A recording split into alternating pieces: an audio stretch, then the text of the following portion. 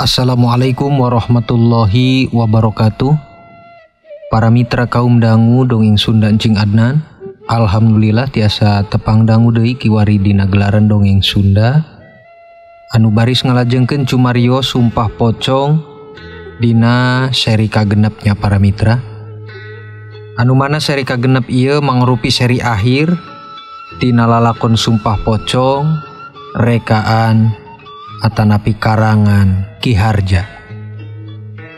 Kukituna langkung tipayun simkuring nyuhun pangapunten tina samudayaning kalepatan.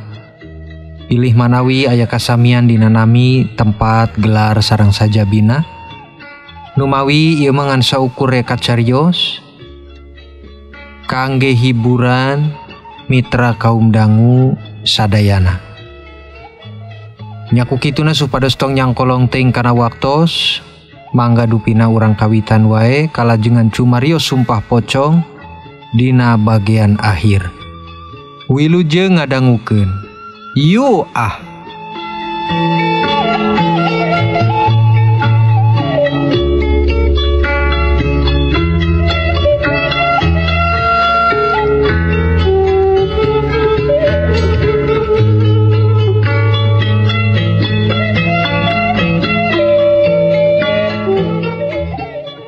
Para mitra kaum dangu, kiwari warga geus gimbung.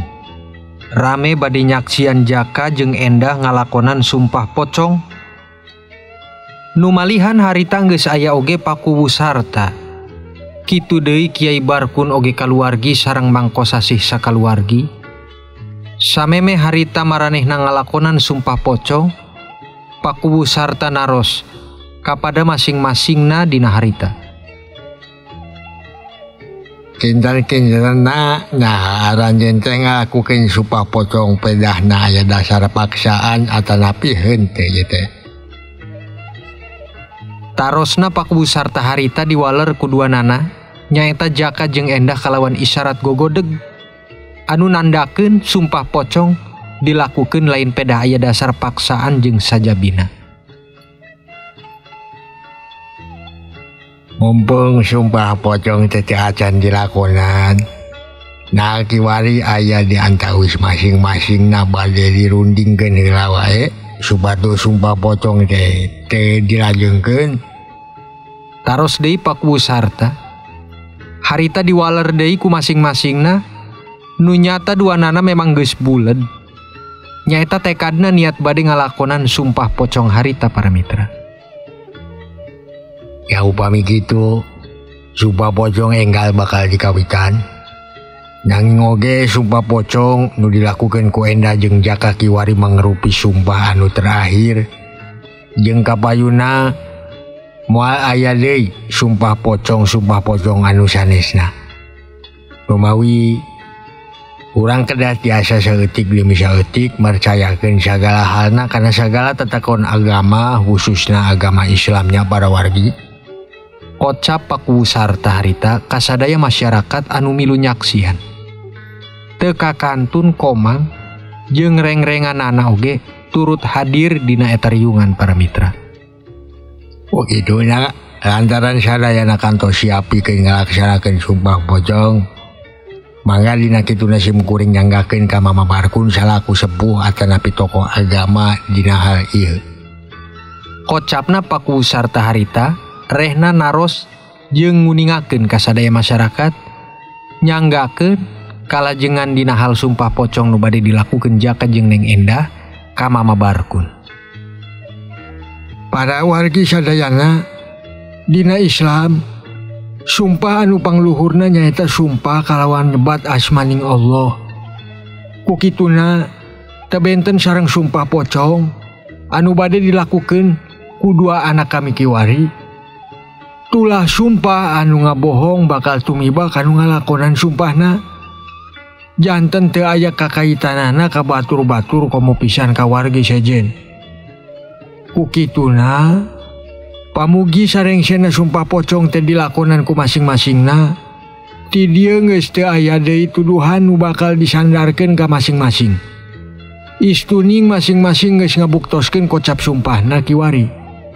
Pikeun Jaka sareng Neng Endah Sakumaha ada cara baheula saha nu bade ngalakonan sumpah pocong kedah disamikeun sapertos urang ngalakukeun layon.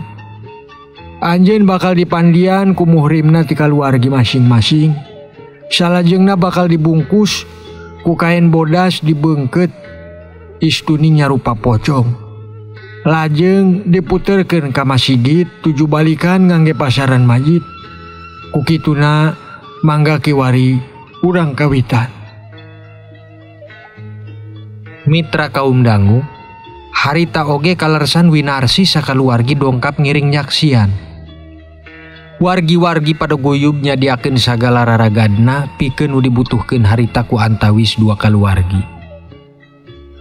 Si Jaka jeung Neng Enda harita dimandian ku masing-masing muhrimna ti kaluargi masing-masing. Lajeng dibungkus ku kain bodas sapertos layon dina umumna. Nu paling akhir diarak muteran masjid tuju balikan, salajengna nembe dituntun pikeun ngocapkeun sumpah.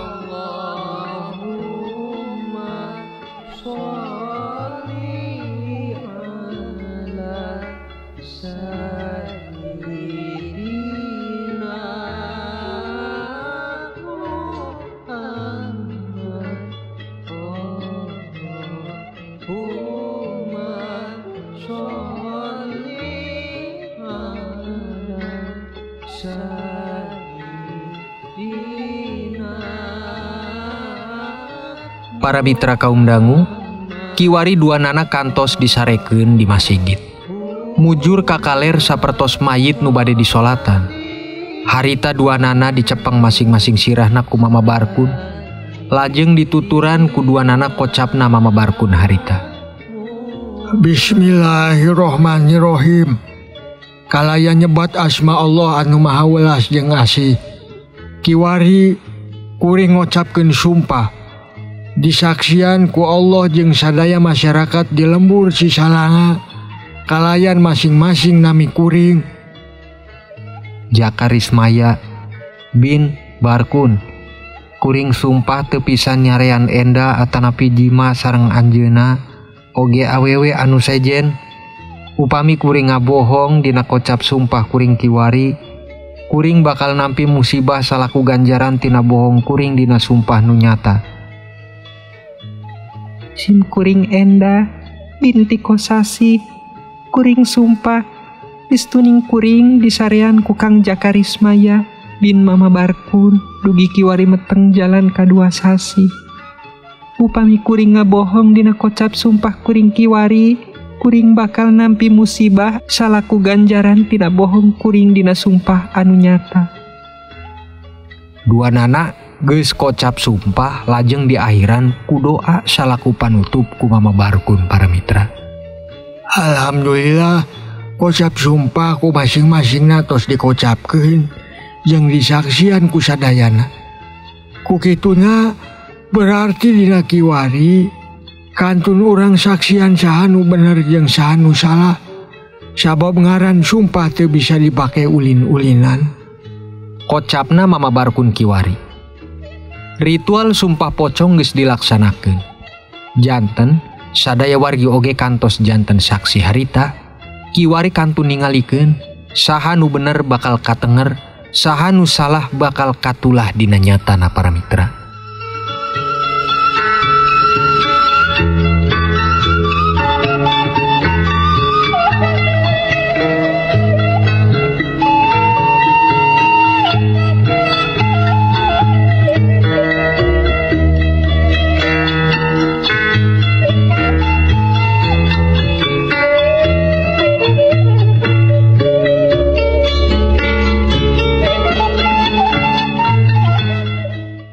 Para mitra kaum dangu, carios geus ganti peuting.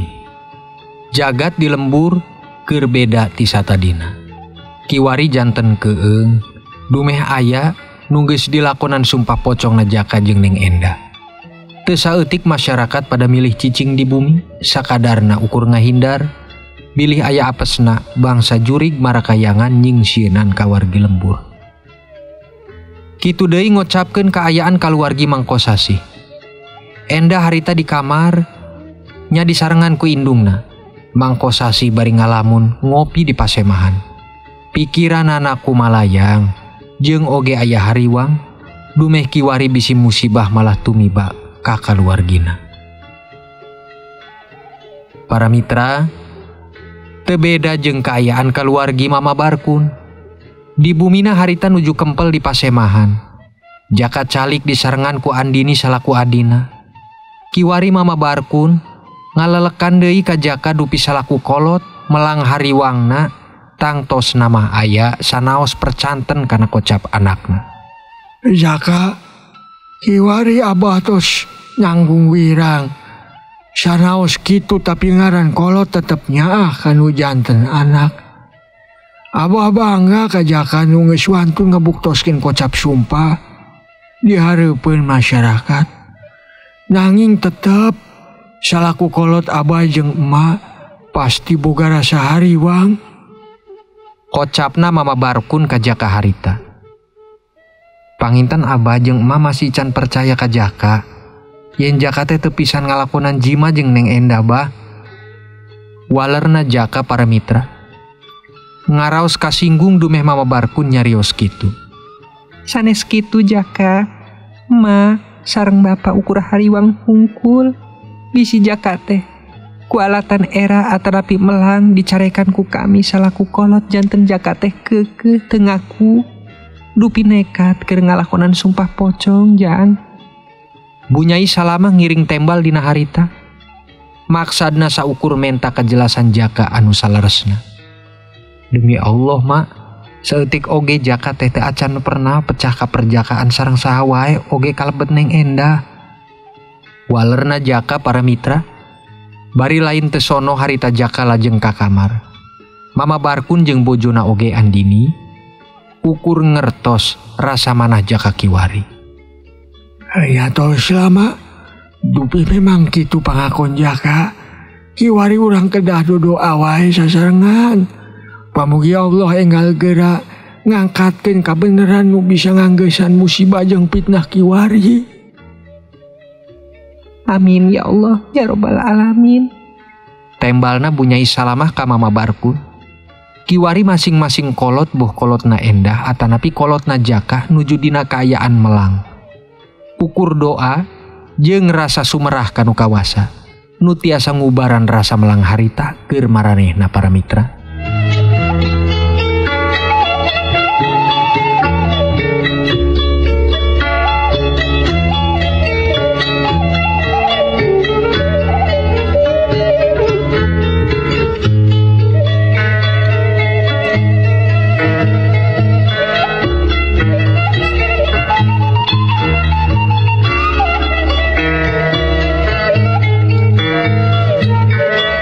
Para mitra kaum dangu, hiji wengi tos kalangkung ti saprakna Jaka jeung Endah ngalakonan sumpah pocong.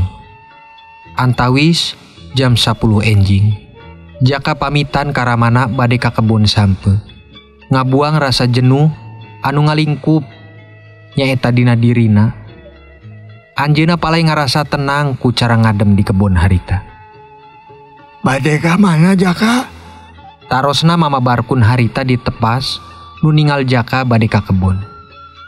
Bade ka kebon bah, miceun pikiran bingung. Waler Jaka ka Mama Barkun.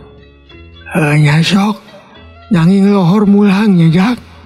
Ulana tepan di kebon. Oge ka ade wargi pasti nuju merhatoskeun maneh. Jadi kedah sing hati-hati. Tembalna Mama Barkun ka Jaka. Sumuhun abah. Waler Jaka bari ngaleos ke arah kidul nu muru ka kebun sampeuramana. Nya sajauh Jaka ngalangkah, harita loba wargi anu ningalikeunana. Teu sirikna siganing palai nempo aya hal nu robih teu ti Jaka harita. Sabab kocapna saha nu geus ngalakonan sumpah pocong, nu salah bakal katulah. Kitu jeung kitu para wargi di lembur kiwari dina nengeran ka Jaka. Telami para mitra, ti kidul barudak pada lumpat bari sosorakan ngawartosan Jaka labuh, nyaeta labuhna teh disuruduk munding Mang Ajo di jalan. Kang Jaka labuh, Kang Jaka labuh, Bu, Kang Jaka labuh Bu. Kang Jaka labu di seruduk monding Mang Ajo di jalan. Sorakan barudak janten rame ka sakabeh warga. Pada ningalikeun Jaka anu mulang deui ka bumina. Kunaon Den Jaka? Taros biwiwin tukang warung sangu. Naros ka Jaka nu jalan mulang bari nyepengan pananganana nu kapalitek alatan labu di seruduk munding. Labu bi ka seruduk munding Mang Ajo di jalan. Mangga bi, tembal Jaka. Harita bari leumpang ke arah mulang. Di warung biwiwin harita geus aya ibu-ibu oge anu keur pada milih deungeunan. Bari guntrang omonganana teh ka Jaka. Wah, sigana makatulah Jaka teh ku sumpahna. Lumawi, geus jelas. Ngareuneuhan anak batur tapi teu ngaku wae. Bisa janten kitu bi. Bi, geuning ieu tempena teh. Tempe bacemna asa basi geuning bi. Tarosna hiji awewe nu keur meser tempe bacem ka warung biwiwin. Ah, nu bener. Cobi dia. Ih, geuning basi. Padahal nembe tadi diangkat tina kuali. Cobi deungeun nu sanesna. Ih, pada basi kunaon ieu teh? Kocap biwiwin harita ningal kanyataan deungeunna nu geus pada asak teh ngadadak janten basi dumeh tadi Jaka ngaliwat. Wah, aneh. Ieu deungeunna pada basi. Waktu isuk hayamna wakar talim. Pada mati sakandang padahal teu beunang ku panyakitna naon. Bisa jadi ieu teh tulah si Jaka bi. Kocapna para ibu-ibu harita di warung biwiwin pada rame ngomongkeun Jaka. Dumeh kiwari loba kaanehan anu tumiba ka wargi-wargi para mitra.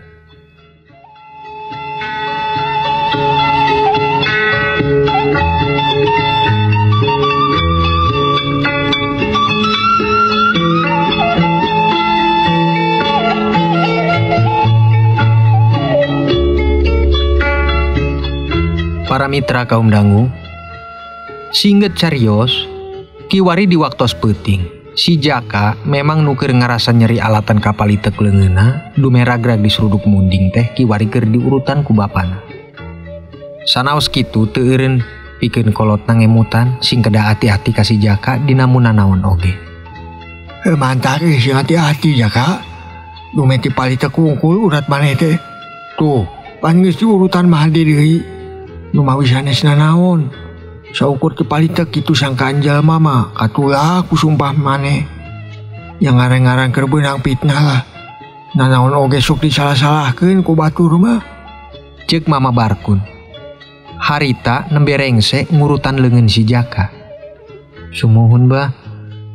Oge bah kunaonnya wartosna enjing tadi teh loba kajadian anu aneh ka para wargi. Ingun-ingun hayam jeung sajabina saurna loba anu pada mati. Panyakit wabah naonnya pah. Kocap Jaka bari naros karamana. Nu mawi memang ti enjing geus rame para wargi teh loba nu lapor ka Paku Sarta ngeunaan kajadian harita para mitra. Nah kitu eta teh Jaka. Justru Bapak oge aneh. Bujeng eta kasato. Ieu sadaya bibit pare pawinihan teh saurna sadayana pada alum jeung mati ngadadak. Hariwangna Abah, ayana ieu wabah panyakit teh sok salah disangkakeun ku manehna teh dumeh geus ngayakeun sumpah pocong maneh Jak. Mama Barkun kocapna. Kiwari Jaka geh cicing, teu rasa manahna sami jeung bapana. Dumeh pastina ngaran nu awam, aya wae anu nyangka kitu. Nyatos bah, Jaka pamit bade netepan Isa heula di kamar. Dupi Jaka teu acan netepan Isa tadi teh. Waler Jaka harita lajeng katampian nyandak abdas bade netepan Isa di kamarna para mitra.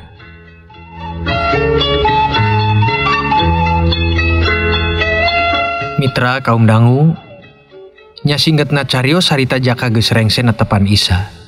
Anjeunna lajeng cingogo netep potret Winarsi nu ngagantung di kamarna. Hatena pinuh kakangen, palai tepang sabihari deui. Nanging kulantaran kiwari memang keur teu mungkin. Janten kakangen ukur bisa dikedal dina lamunanana. Jaka harita nyarekeun maneh, panona sakapeung peureum, sakapeung beunta. Teterasan di antawis dua kabimbangan ngarandapan hate anu keur kangen ka Winarsi. Dugi lami ti lami nu akhirna Jaka teh peureum para mitra.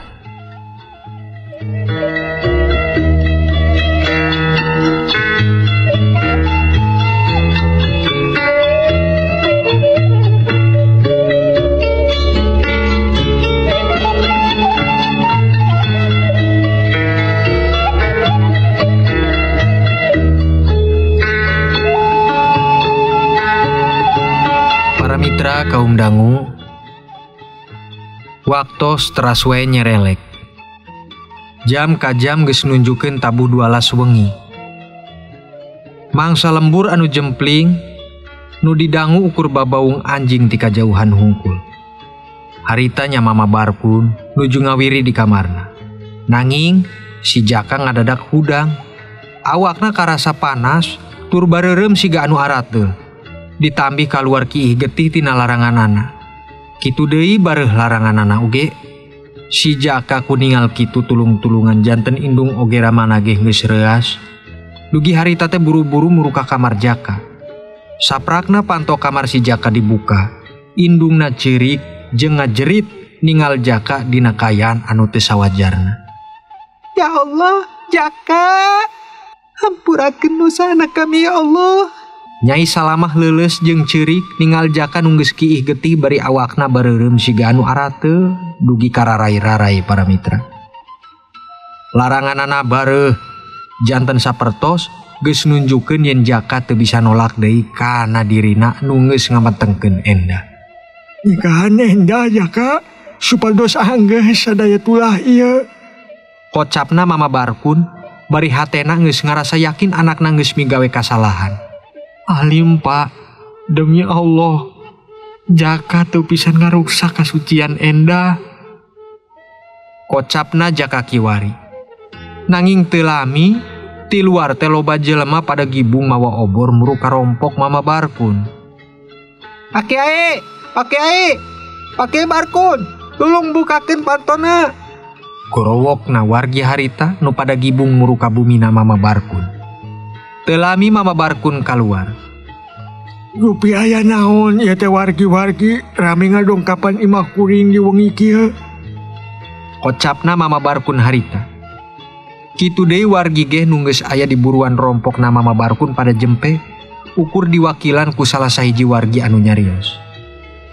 Pak Kiai, punten satajana.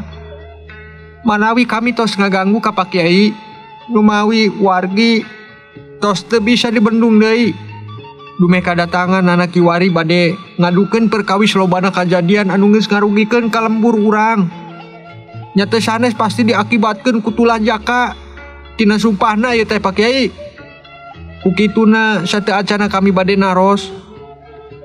Nah Kiwari aya anu tumiba ka Jaka tina kanehan sejena Pak Kiai rehna Jaka geus ngalakukeun sumpah pocong kamari teh.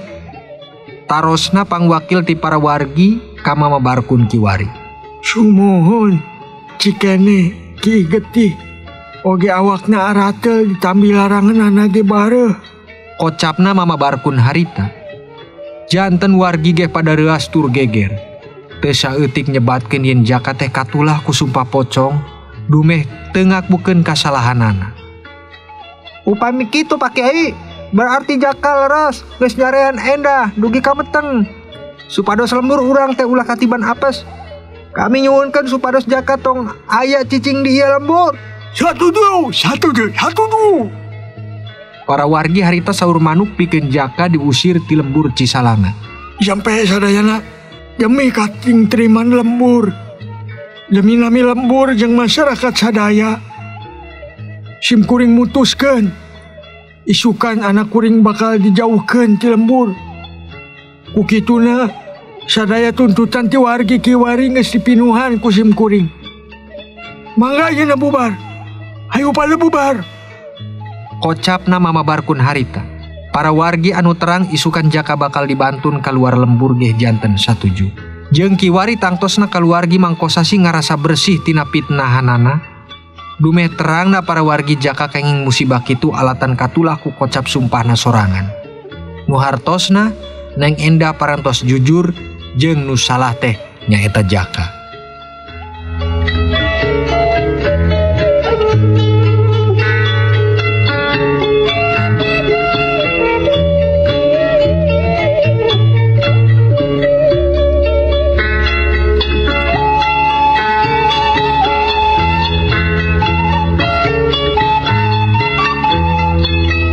Mitra kaum dangu, Kiwari urang gentos ka Winarsi.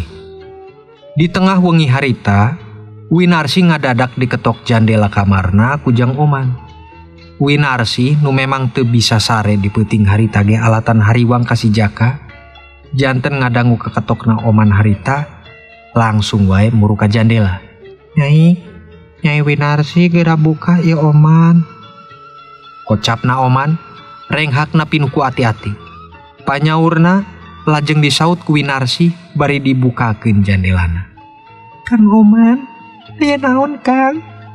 Taros Winarsi ka oman harita. Kang Jaka isukan bade dibantun keluar lembur kuramana. Dume anjeunna kiwari kasarang panyakit misterius Nyai.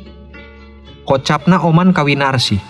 Janten Winarsi nutos ngadangu kitu hatena tepuguh. Dumeh teu mungkin jaka anu dikenalna bisa banget ngalakonan kitu ka Enda.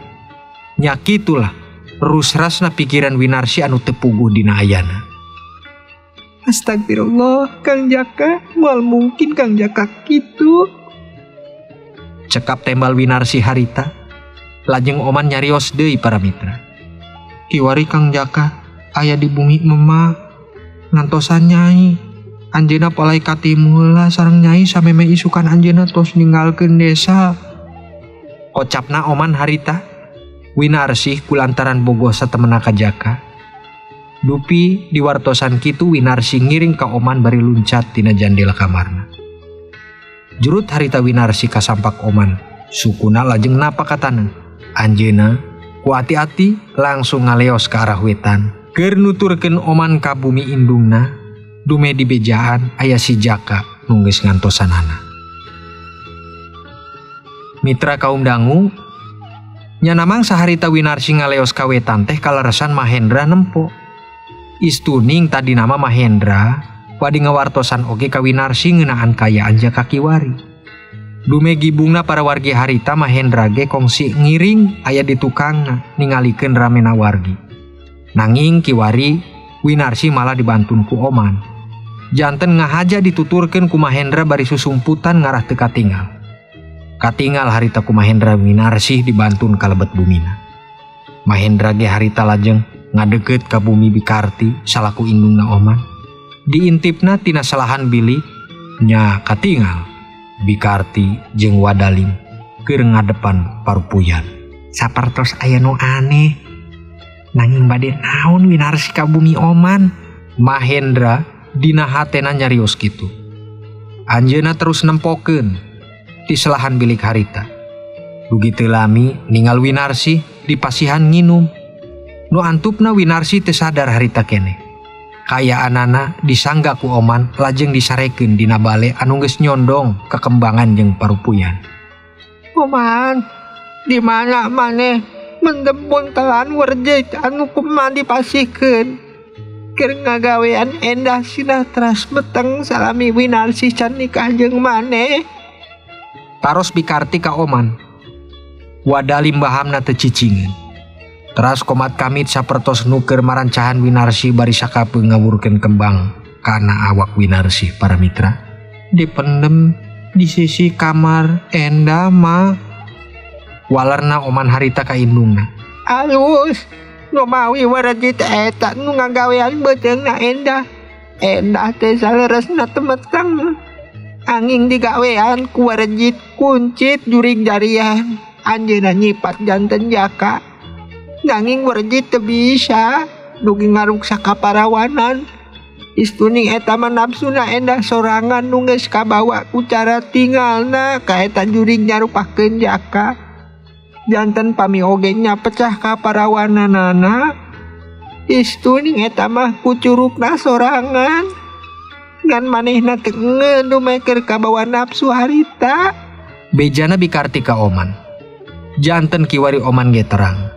Istuning nu dikandung ku Endah sanes jabang bayi angin gawean werjit anu digawean ku indungna. Manehna geus ngarencanakeun palai nikahkeun oman jeung Winarsi. Ngarah bisa munjuk nasib bisa bebesanan jeung dununganana. Kitu deui, memang oman ge bogoh sabab Winarsi denok jeung geulis oge andalemi sifatna para mitra. Lajeng ali emas anu dipasihkeun emma geus oge dipasihan ku oman ka Mahendra mah. Numawi tos dianggena oge ku Jaka jeung Winarsi. Kocapna oman harita ngabejakeun ka indungna. ngeunaan ali emas anu kongsi dipake ku Jaka jeung Winarsi. Nu sing horeng Mahendra masihkeun ka Jaka teh katitipan ti Oman para mitra. Kunita pangpasihkeun dumeh ngakuna Winarsi palai pisan kongsi ka pasar jeung indungna hoyong angge eta Ali kangge manehna jeung Jaka. Alasan manehna saukur pangnepikeun amanah indung. Nu banget nyaahna ka Winarsi nu geus dianggap anak sorangan bari ulah ngomongkeun aslina eta Ali teh pamere ti saha jeung sahana. Sahe Jak, nu mawi Ali eta pikeun cara emak jeung bapak bisa merekeun panyakit ke Jaka. Jeung naguna-guna karena pikiran Winarsi supados bogoh ka maneh. Kocap Bikarti ka Oman.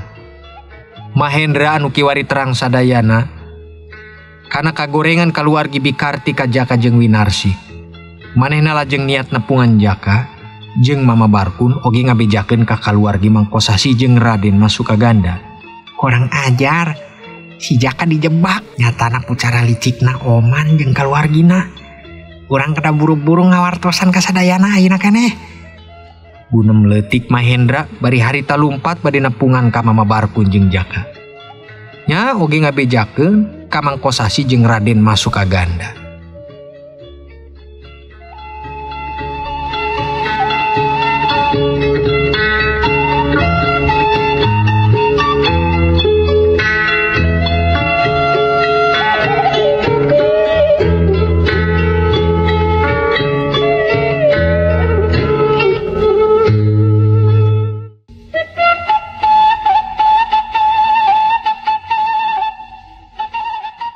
Para mitra kaum dangu, urang lajengkeun dongengna para mitra.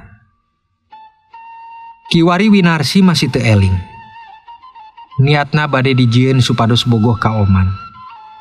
Anu dina engkena mun geus laksana di parancahanana jampe pamake ti Bikarti, Winarsi bakal dimulangkeun deui ka kamar. Janten isukan dina poncongolna panon poe ti arah wetan, Winarsi bakal kaemutan langsung ka Oman janten leungit rasa cintana harita keneh ka Jaka. Tujuan maksadna ngarah Oman tiasa janten minantu Raden Masukaganda para mitra. Sok Oman, cepengan sirah Winarsi, ma bakal ngarancahan jampe ke Winarsi supados pindah bogoh isukan teh ka maneh. Kocap Bikarti. Oman ge nurut. Lajeng dicepengna sirah Winarsi harita ku leungeun Oman. Bikarti siap metakeun jampe keur marancahan Winarsi. Wadali masih anteng komat kami, sumbat sambat ka para karuhun jeung nu sanesna. Nanging dina harita geus satengah jampe Bikarti ngocapna, ngadadak panto Bikarti teh aya nu ngadobrak. Bra! Sora panto didobrak. Katinggal harita Mahendra oge Jaka kali sadaya wargi, teu kakantun endah jeung kaluargina oge Raden Masukaganda ngiring aya di dinya.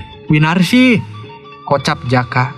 Winarsi lajeng beunta, sadar manehna keur di parancahan lajeng hinggat buru lumpat ngadapruk ka ramana. Kang Jaka, Bapak. Raden Sukaganda harita langsung nangkep ka Winarsi. Kabar Winarsi, alhamdulillah Allah masih nyalametkeun urang sadaya. Kocapna Raden Masukaganda bari ningalikeun Bikarti sakaluargi. Kurang ajar, Raden geus ngarusak rencana kuring. Disangka gampang ngelehkeun kuring ah. Bikarti harita ngocapkeun jampe pamake sejen. Ngadadak ingeung bumi ge. Janten para wargi gedebegan ribut nyalametkeun diri sewang-sewangan. Nanging Mama Barkun teu weleh cicing harita oge. Bismillahirrahmanirrahim. Digejogna bumi ku sukuna 3 kali, ingeung teh ngadadak eureun para mitra. Bikarti kali kaluargina teu cicing, masing-masing nyerang ku nyabut keris tina warangka anu nemplok dina bilikna. Si Oman nyerang ka Jaka sedengkeun Wadalim nyerang ka Mahendra. Bikarti di layanan harita ku Mama Barkun. Nya singgetna carios dina gulungna masing-masing harita. Oman eleh katuncep keris sorangan dugi kapati sabab keris nojos kana ti corona. Kitu oge jeung Wadalim katuncep palebah angeuna ku cara motah usikna Mahendra harita. Bikarti anu ningal putra jeung salaki ngantunkeun janten ambek teu kira-kira. Oman, Aki, kurang ajar, maknya kurang bisa ngalepaskeun marani nu geus cieun pati ka anak jeung salaki kuring. Kocapna Bikarti bari bengis. Amarahna teu ka arah Nanging Mama Barkun oge paham ku sanyatana. Yen Bikarti sing horeng dukun teluh nu cukup lepus oge ilmu hideung. Kurang ngajar, Kartik. Maneh geus rek nyilakakeun ka anak urang. Jeung nyin siasat dugi nyilakakeun batur. Raden Mas suka ganda harita nafsu ka giri-giri anjina bade ngarontok Bikarti nanging ditahan ku Kiai Barkun. Tahan Dimas. Lain lawanan Kangge Dimas. Bikarti geura tobat ka Allah mumpung lawang hampura masih dibuka. Nungguing rahmatnya keur anjeun. Tong loba cu maritana Barkun. Bikarti lajeng ngaremedan. Nya harita jaka ge jijeletean ngocor getih ti hirum jeung cilin. Bari ngebulbukna si ganing kalapa anu karek diangkat tina beuleuman seuneu anu gede para mitra. Aduh, tulung, Ocap jaka bari wargi ge pada melang ningalikeun jaka. Nanging Mama Barkun harita malah terus ngawirin. Bari nangtung. Dugi dina hiji langkahna si tasbih teh dialungkeun ku manehna. Janten tepat asup kana sirah Bikarti nu harita dugi nyangkol janten kongkorong para mitra. Ngan ku anehna harita Bikarti janten malah gentosan jeung si jaka. Ngadadak awakna pada boreak kaluar bilatung tina pori-pori kulitna. Getih kaluar ti unggal bolongan anggota awakna. Dugi katinggal banget kasiksana harita Bikarti teh. Nu antupna langkahna harita bari gedebegan teh kasandung suku layon anakna janten anjeunna ti kusruk. Nu kalersan ti korona malah nancep kana sesa tembusan keris anu aya dina ti koro anakna. Bikarti dicarioskeun maot para mitra. Janten sadayana kantos terang jeung gamblang. Istuning naon hal nu geus tumiba ka jaka jeung Neng Endah teh mangrupi gagaweanana Bikarti jeung salakina. Anu boga rencana paling ngajadikeun Winarsih keur minantuna. Nanging cara nu salah tetep bakal katarah jeung katulah mungguhing keadilan Allah Ta'ala. Ajaib jeung ku anehna, jaka waras waluya taya tapak saeutik oge tina geringna. Kitu deui, awakna nu bareureum janten waras. Oge leungit, laranganana anu bareuh janten ngadadak kempes. Jaka bersih jeung kabuktos geus sumpah ku sajati kana kateguhan hatena dina nahankeun kabeneran diri. Salian ti jaka para mitra, Neng Endah ge harita beuteungna ngadadak kempes oge. Istuning sawajarna budak parawan dina umumna. Janten Winarsih jeung kaluargina bingah ningal jeung bangga ka jaka anu geus wani sumpah ku salaresna sumpah anu akhirna ngajadikeun poe pangantenan Winarsih nu bakal dilaksanakeunana di sasih payun teh kiwari malah beuki dimajengkeun deui janten di poe isuk. Para wargi ngiring ku seneng sorak-sorakan dumeh geus leungitna fitnahan jahat nu geus dijieun ku kaluargi Bikarti harita. Sakitu janten akhir carios sumpah pocong karangan Ki Harja teh para mitra. Sim kuring salaku tukang ngadongeng nyuhun dihapunten tina samudayaning kalepatan. Sapu nyere pegat simpai paturai patepang deui. Wassalamualaikum warahmatullahi wabarakatuh. Tamat.